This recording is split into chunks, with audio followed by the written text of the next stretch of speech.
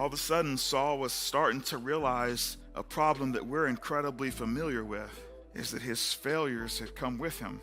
His shortcomings had made the journey to Jerusalem with him. It turns out he couldn't get disconnected from his bad decisions. And it turns out that he wanted to go to a new place where maybe he'd find a little of acceptance, but his failures were so loud, people were having trouble seeing him for the changed man that he was. Any of you ever experienced that? Where you've made a decision, maybe you're involved in something unhealthy and your whole world knows it. Like all your friends know it. Maybe they've tried to talk to you about it, but you've gotten mad at them, and so they're like, okay, well, I'm not going to bring that up anymore. That ruined the weekend. So they're just going to avoid it, right? And then all of a sudden, though, for some reason, you decide, I'm going to make a change. I'm going to cut this out. I'm going to stop this, right? And then all of a sudden, you show up, and they're like, they're not buying it. There's no way someone actually changes this quickly. There's no way this is legit because we've got such an enormous history with you.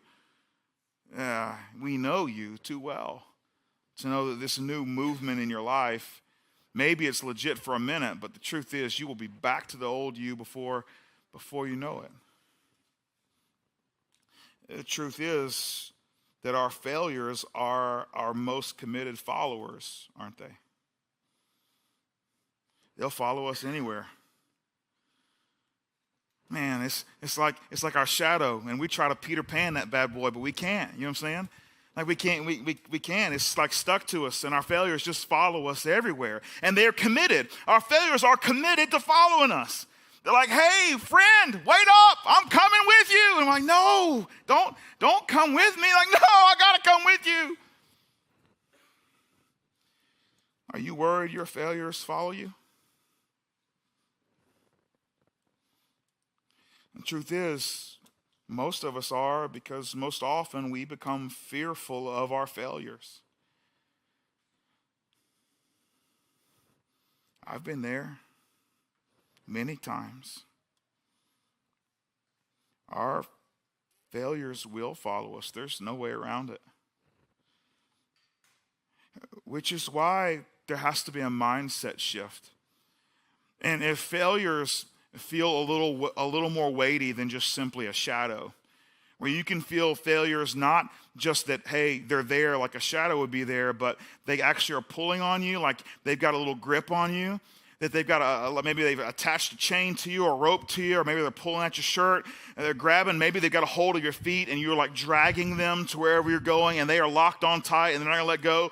If that's where you're at, the only way to make this work, the only way to actually, because you can't separate, you can't Peter Pan the thing, like they're coming with you no matter what happens. The only way to make this work is this: you've got to become a fan of your failure.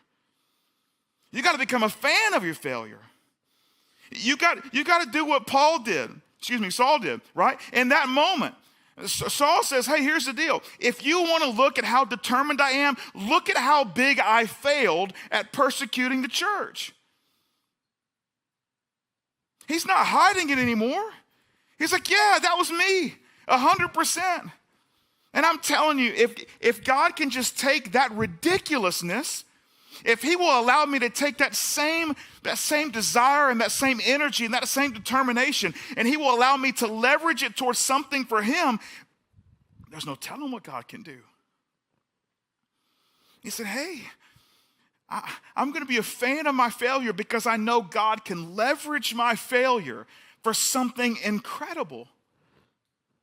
Now, this doesn't mean that we prop up our failures and that is the thing that we lead with. By the way, did you know? I am guilty of X, Y, and Z. My name is Clint. Nice to meet you, right?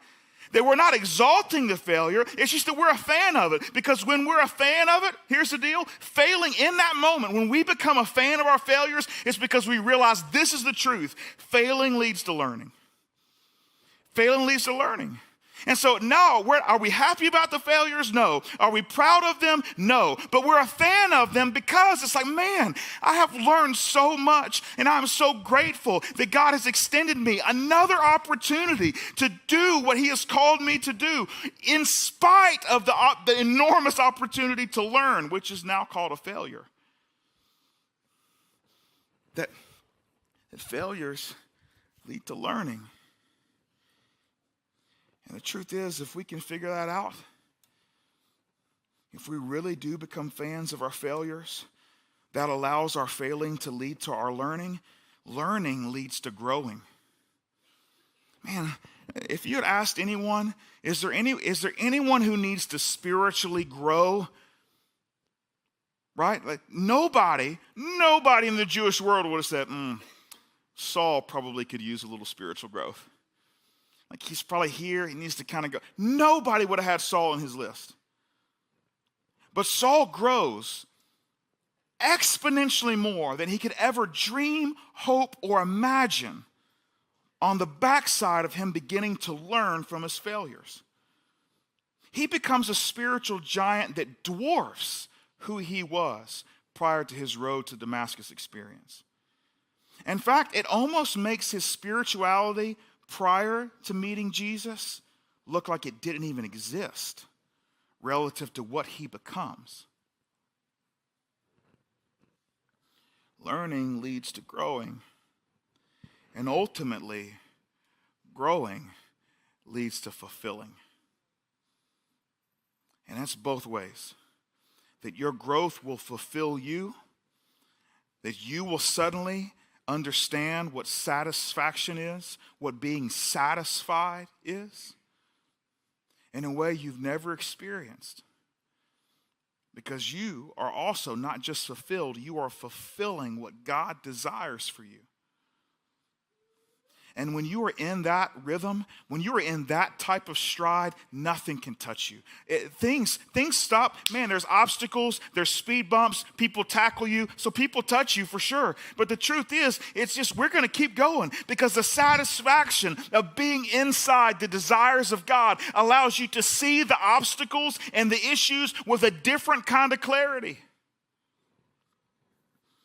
Growing leads to fulfilling. But I'll be honest with you, while failure ultimately leads to fulfilling if we become a fan of our failures, we learn from our failures, and then we grow from what we have learned, ultimately that failure and that fulfilling does create issues. Like it's not when we have achieved, it's not like when we've arrived, when suddenly we've gotten to the place that we want to go, that okay, now everything's going to calm down. Like picture like lazy Sunday afternoons in a recliner.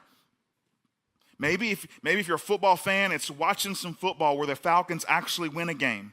Like that's a good Sunday. You know what I'm saying? Like, wow, this is nice.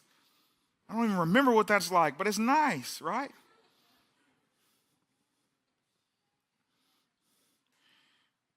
The call to follow Jesus with every part of our life is not like a good Sunday afternoon. In fact, it oftentimes invites interruptions that are enormously inconvenient.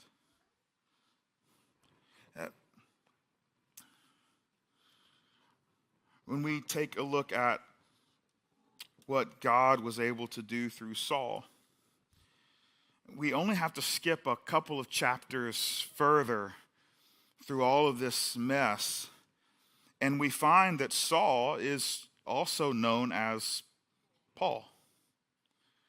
Not just any Paul, like the church planter Paul. The Bible refers to him as the Apostle Paul.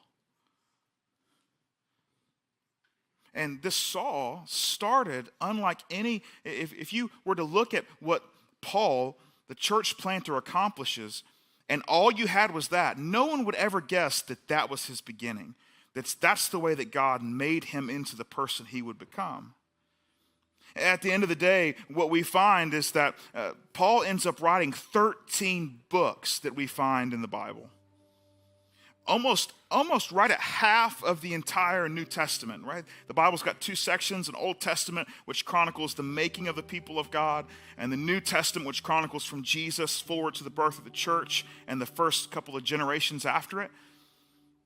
So in that New Testament, he writes almost half of what we have and what we know to be true about churches that spread over Asia and Europe and the issues that first century Christians were going through. 13 books. In addition to that, we know for a fact that Paul planted 14 different churches. That he traveled to a city and he would gather some believers and he would teach them for a time and then he would move on to another city. In fact, most scholars think that that number is a little low, that it's closer to 20 to 25 churches that Paul planted. But we know of 14 for sure.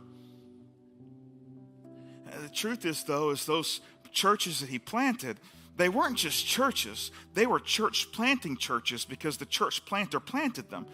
And so Paul shows up and he plants a church, but there's something inside of them that says, you know what? This isn't something we simply keep to ourselves. In fact, compared to what we've accomplished for ourselves, if it comes between us and Jesus, we might even consider this just throw it in the trash kind of garbage. And so it's so valuable to us, we're going to send other people out. And so the 14 churches that Paul planted other churches, every single one of them. Planted other little churches here and there, and those churches planted other churches. You know, we think that this story is about Stephen in the making, but it's not. Stephen was already made when we picked up the story. He was already well known to be full of wisdom, someone who can solve problems, and full of the Holy Spirit, a completely, fully devoted follower of Jesus. And we spent a whole week talking about Stephen doing these things. But the truth is that the last line of week 1 was there was this guy named Saul. And for the last 2 weeks, we've talked about Saul being developed and where he comes from and how he gets to where he is. And so, it's like, okay, we're looking at the making of Saul. But the truth is, the way the church works is that one making of someone else is the beginning of the next.